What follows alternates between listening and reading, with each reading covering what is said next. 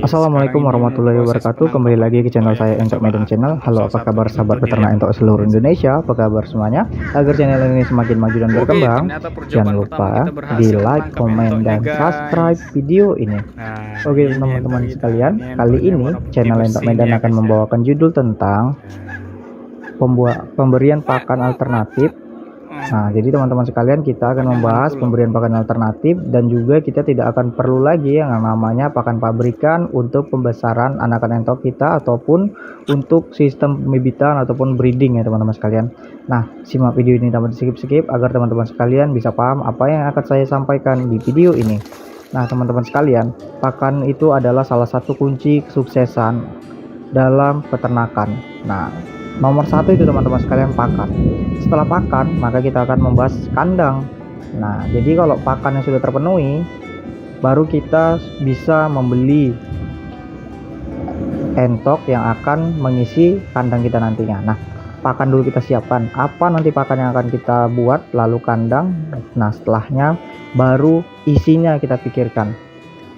Jadi teman-teman sekalian, untuk menghindari pakan pabrikan yang semakin hari semakin meningkat, itu kita harus pandai-pandai dalam peternakan, khususnya peternak entok. Nah, di tempat saya ini sudah terhindar dari yang namanya pakan pabrikan teman-teman sekalian. Jadi pakan pabrikan itu sudah tidak pernah terpakai lagi lah, kecuali ya anakan entok usia menetas sampai dengan 1 bulan itu mesti pakan full pabrikan untuk menunjang pertumbuhannya. Nah, jadi setelah usia memasuki 2 bulan itu sudah full alternatif sampai dia dewasa, bahkan sampai panen teman-teman sekalian. Nah, pakan apa saja yang digunakan? Nah, di sini di channel Entok Medan itu masih menggunakan pakan unggulan yang sudah lebih kurang 4 tahunan, itu terbukti sebagai ransum pakan yang sangat tinggi akan protein dan juga serat beserta karbohidratnya teman-teman sekalian. Jadi sudah lengkap teman-teman sekalian. Proteinnya sudah lengkap, protein hewani sudah lengkap, maka pertumbuhan akan semakin bagus dan semakin cepat dalam proses pemanenan ataupun indukan kita yang sudah menetaskan telur ataupun sudah mengeram, maka ia akan cepat recovery ataupun cepat pulih kembali sehingga lebih cepat bertelur kembali teman-teman sekalian. Jadi pakan ini saya biasa menggunakan tetap pakan yang sama, yaitu limbah ikan teman-teman sekalian. Karena limbah ikan ini saya dapatkan gratis. Kalau gratis berarti tidak keluar lagi biaya dari uang kita ataupun kantong kita lagi teman-teman sekalian. Jadi kos biaya pakan, khususnya pakan tambahan alternatifnya, itu sudah tidak keluar lagi teman-teman sekalian. Jadi saya itu sering-sering keliling-keliling pajak itu teman-teman sekalian, ataupun pasar lah. Itu kalau kita beli ikan lele teman-teman sekalian, atau beli ikan apa aja, beli ikan nila, nah, itu nanti minta aja sama peternaknya ataupun sama penjualnya. Kita minta aja, Pak Bu, boleh nggak itu dibawa apanya, insang-insang ikannya. Nah, biasanya kalau saya minta tuh selalu dikasih teman-teman sekalian, karena memang itu kan limbah, sampah dia teman-teman sekalian.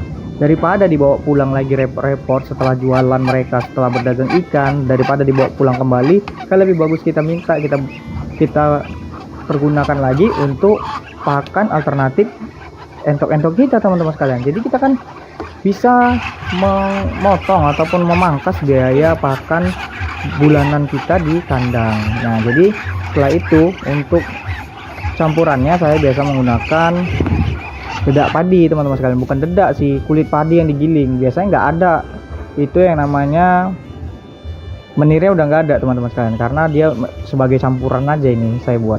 Nah, setelahnya cara pengolahannya itu kawan-kawan sekalian nih ada di video ini nih.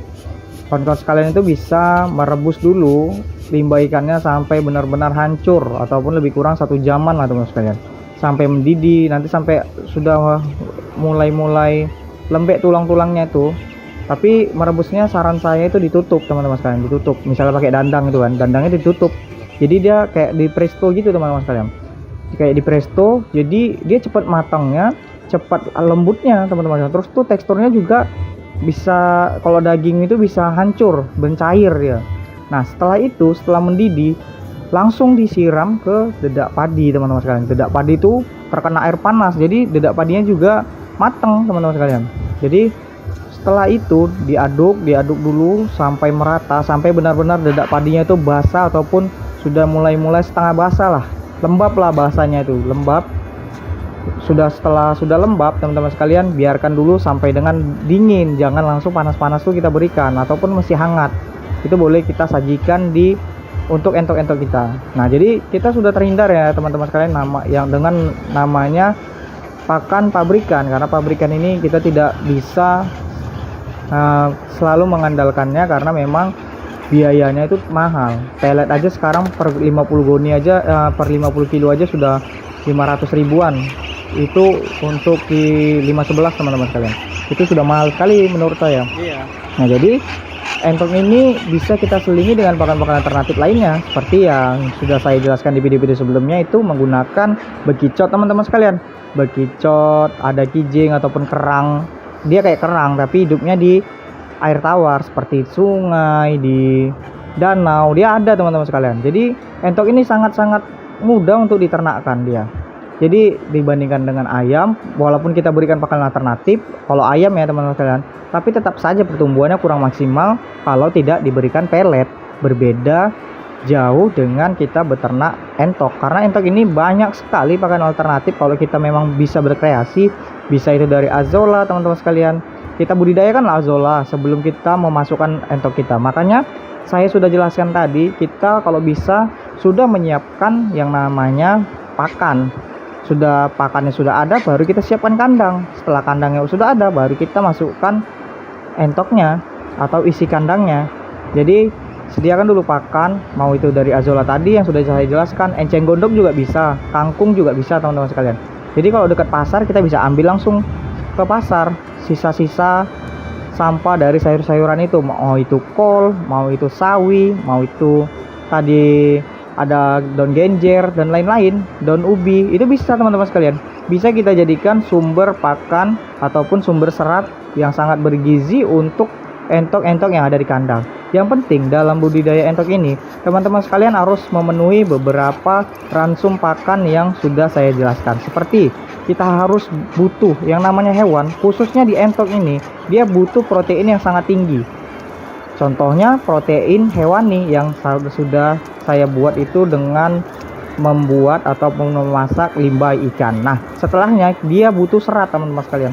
Serat itu seperti yang tadi itu bisa kita menggunakan sayur-sayuran, udah bisa menggunakan kangkung, sawi, kol, itu sudah cukup bagus teman-teman sekalian. Itu kita potong-potong, berikan saja secara langsung, tidak perlu dimasak. Tapi kalau teman-teman sekalian ingin dimasak, dicampurkan dengan dedak padi dan limbah ikan tadi, itu juga sangat bagus.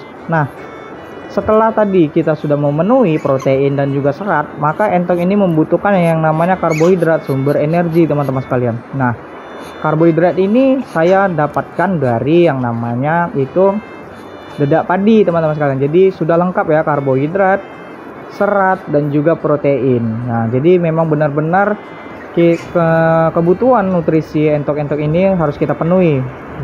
Biasanya teman-teman sekalian banyak sekali terjadi anakan entok itu makan nih bulu teman-teman sekalian, ataupun indukan makan nih bulu anak-anakannya. Itu biasanya terjadi karena kurang protein dan serat teman-teman sekalian. Jadi alangkah baiknya sahabat-sahabat itu memenuhi kebutuhan nutrisi entok-entok kita setiap harinya yang ada di kandang dengan pakan alternatif, sehingga kita tidak bergantung lagi dengan yang namanya pakan pabrikan. Nah, di channel Entok Medan itu pakan pabrikan hanya untuk anakan entok usia 1 hari sampai dengan 1 bulan full. Dia memang full pakan pabrikan, karena kalau kita berikan pakan alternatif, badannya itu masih belum bisa mengkonsumsi ataupun mengolah pakan alternatif yang saya berikan. Biasanya itu dia masih belum sanggup untuk memakannya karena teksturnya itu masih terlalu kasar untuk anakan entok. Makanya anakan entok di kandang ini itu masih menggunakan pakan alternatif dari pakan full pabrikan 511 karena teksturnya masih halus dan juga tinggi akan protein. Nah, jadi teman-teman sekalian, dalam peternak entok itu jangan ragu-ragu lagi teman-teman, karena memang hasil dari peternakan entok ini ataupun dari sistem pembibitan kita bisa menjual anakan setiap bulannya ataupun setiap bulannya kita bisa membesarkan basor 10 ekor ataupun 20 ekor, 30 ekor untuk tambah-tambahan biaya ataupun pemasukan di rumah teman-teman sekalian. Nah, jadi untuk peternakan entok ini, untuk entok jumbo, entok jenis lokal, saya ready teman-teman. Untuk pemesanan bisa nanti japri ke WhatsApp ataupun tanya aja di kolom komentar.